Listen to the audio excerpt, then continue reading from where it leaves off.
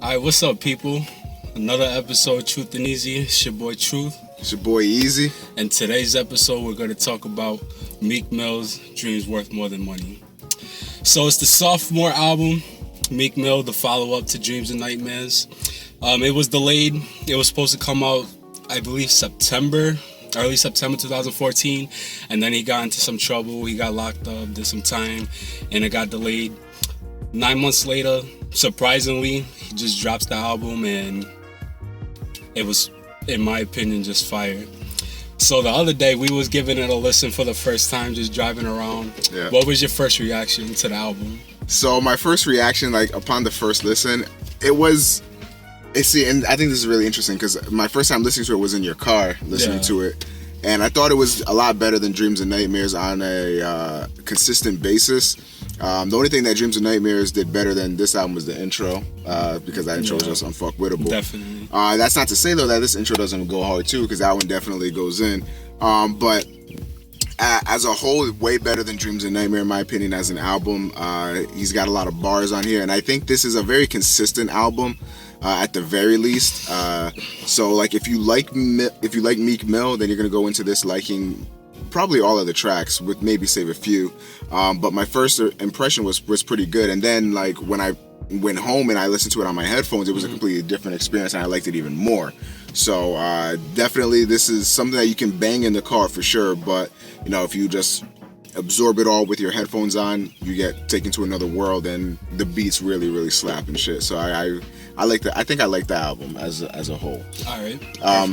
But to start off with, we're gonna do our famous bottom three, top three.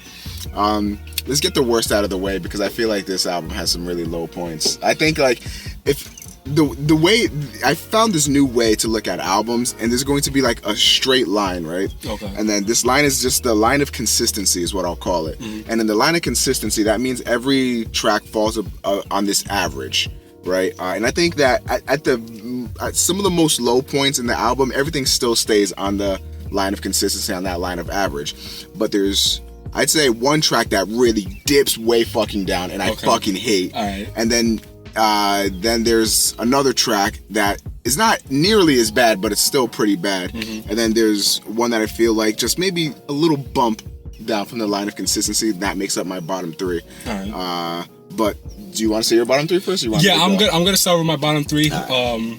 It might be different. It might catch you by surprise. All right. So I'm gonna go with. Let me just say, bottom three. When it comes to the album, I like every song. I feel like you were saying, the album's very consistent. Yeah. He's definitely spitting a lot of bars. I feel like this is his best work to date. And my bottom three, I'm not gonna say that they're bad songs. They're good songs, but in my opinion, they just fall a little short. So this song right here, it might surprise you. I gotta say R.i.c.o. No, I gotta say fucking R.i.c.o. lying. I'm not lying. We made us get hit with the R.i.c.o. Nah, that song goes in. You fucking crazy. Nah, R.i.c.o's a good song, but when it comes to Drake and Meek Mill, I was expecting a lot more from it. Like an Amen kind of song, or almost, yeah. Like the song's good, but I was expecting a lot more from the both of them, especially Drake. I can see that, but I fucking bumped this song, so I don't know. But yeah, I'm still gonna bump it, but I would say that falls short in my opinion. All right. My second song, I gotta say, I Got the Juice. I almost put that one in my I Got bottom. the Juice. That song is unforgettable for me. Actually forgettable. Stupid. I'm tired. I just got out of work. But I Got the Juice. It's hard to remember that song. The hook was kind of lame. I got the juice. It was, it's whatever. It's whack. And my last song, I gotta say Check. Check. All right. Check.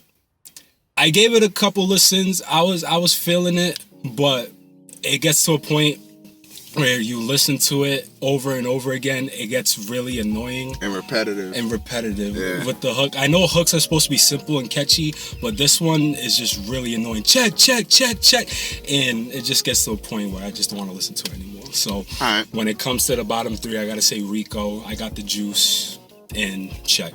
All right, for me, my bottom three are both tracks that feature Nicki Minaj. All Eyes on You and Bad for You. Don't fuck with them. All Eyes on You is that song that I just really hate. Why? Like that song tanks for me. I fucking hate. Is it because of Chris Brown?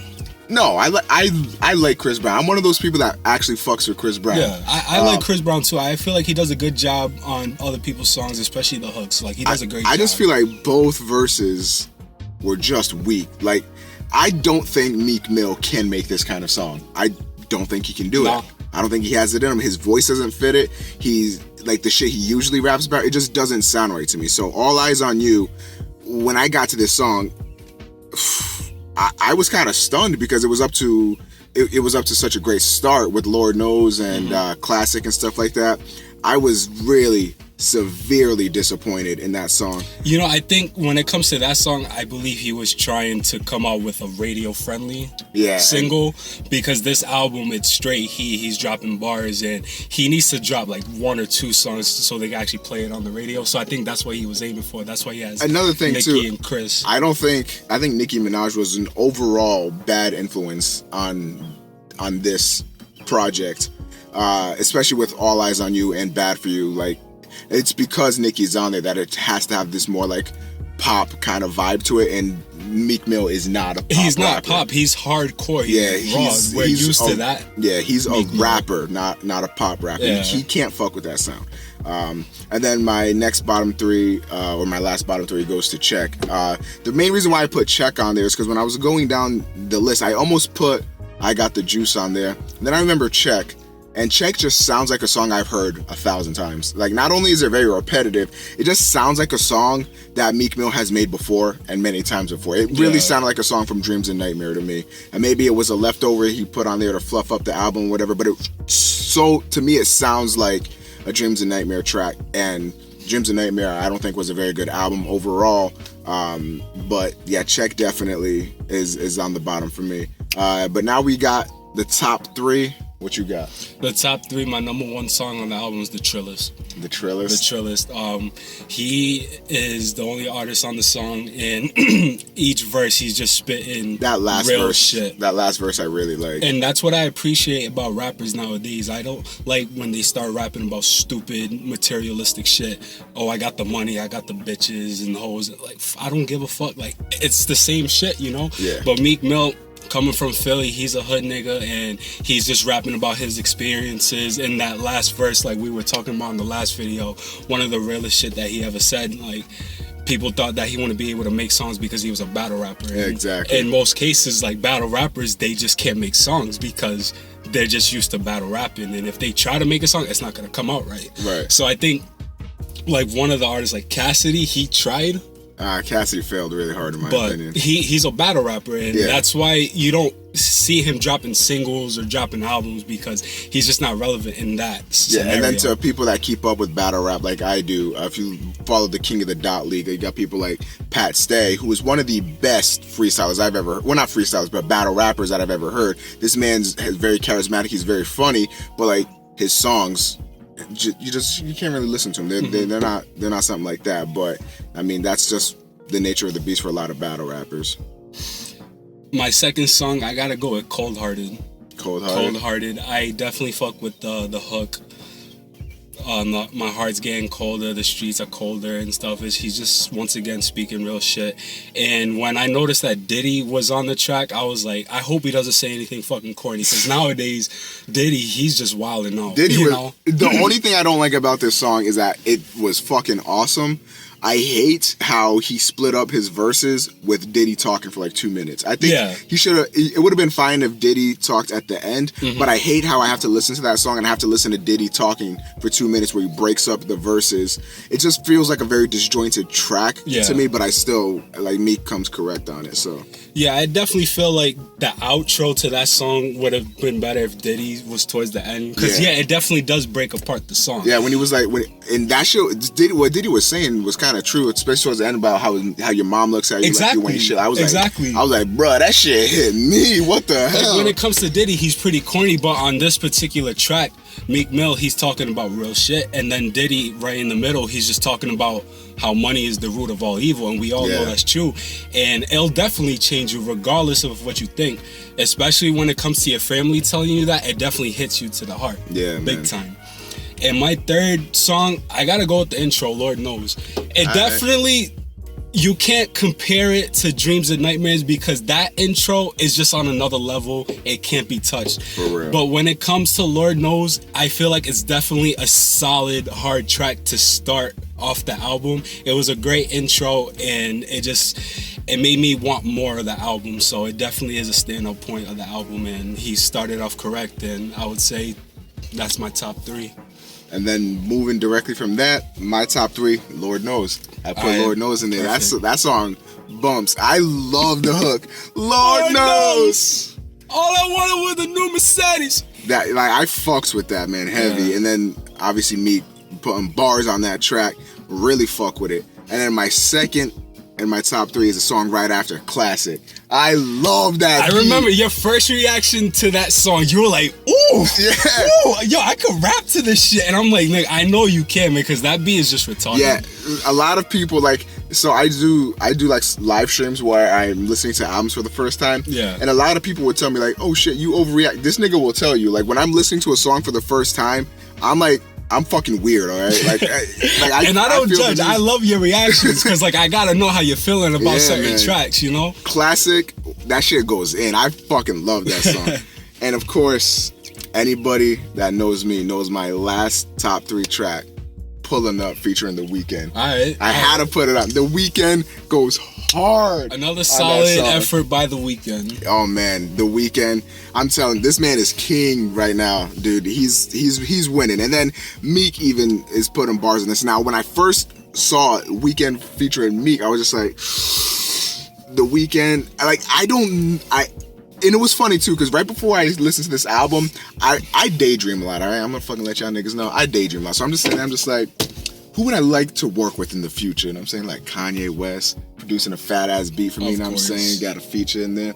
Drake, you know what I'm saying? I love to work with R.i.c.o, Kendrick, and I'm like, I love to work with The Weeknd. Wait, no, I lied. The only rapper that I think can work with The Weeknd is Drake. And then I heard this song, and it proved me wrong. I think Meek Mill did a very good job on it, and it transitions well, because like The Weeknd has such a unique voice that I just find it weird for anybody to try to rap like with The Weeknd singing on it. But this one works really well, and I am just a stupid fan of The Weeknd. He could probably shit on a track, and I'll be like, you know what, man? I once felt like that. You know what I'm saying? I'm just saying, like The Weeknd definitely is the truth, and he pulls it on this track too, man. All right, so Dreams Worth More Than Money, second album, like I said. I feel like this project is his best work to date. He just got out of jail and he went straight to the studio and started dropping new records, and a lot of people were hungry, like I said in the last video, and he was dropping single after single. People were feeding into it more and more, and then he drops the album, and I feel like this is definitely a right step in the right direction for him. Definitely better than his last album. Projection sales over 200,000. Could have landed his #1 album for the first time. And it looks like he's just going up from here on out. So, you got any last reaction to the album? Yeah, man. I mean, usually, like you would have talked to me about a year or two ago, like this is the kind of rap that I didn't really like. Yeah. But I mean, I've warmed up to it. And you just got to be able to accept different ways of music into your life, you know what I'm saying? So like you got to go in knowing that Meek Mill isn't going to come at you like a R.i.c.o or Kendrick Lamar, you know, anything like that. Like that's not his motive, and to expect that of an artist is just unfair. Yeah. When you take Meek Mill's discography or, you know, just anything else he's ever been on and you compare it to this, I think it works really, really well, and it's up to par, if not better, than his previous efforts.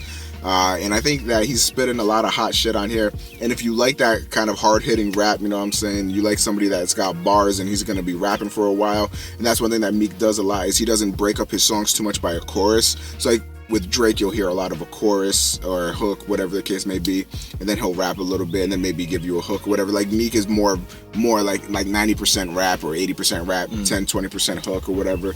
And it works well, and he's got a lot of bars. The only thing I can say about Meek is that sometimes he'll be rapping for too long, and I feel like I really need a break from hearing him just go hard. Yeah. And that kind of came into play when I was listening to Lord Knows for like the fucking 1200th time or something. I'm like, man, he needs. It sounds like he needs to take a break. I need to take a break from listening to it. But you know, at the end of the day, it's very impressive stuff. And if you are a fan of rap, you should definitely check this album out. One last thing, I just read in Hot New Hip Hop actually, the Dreams Worth More Than Dreams Worth More Than Money, the songs that he recorded before he went to jail, he's gonna release them soon. And one rumored track is actually featuring Jay-Z and Nas. What? So be on the lookout for that. That wraps it up for this review.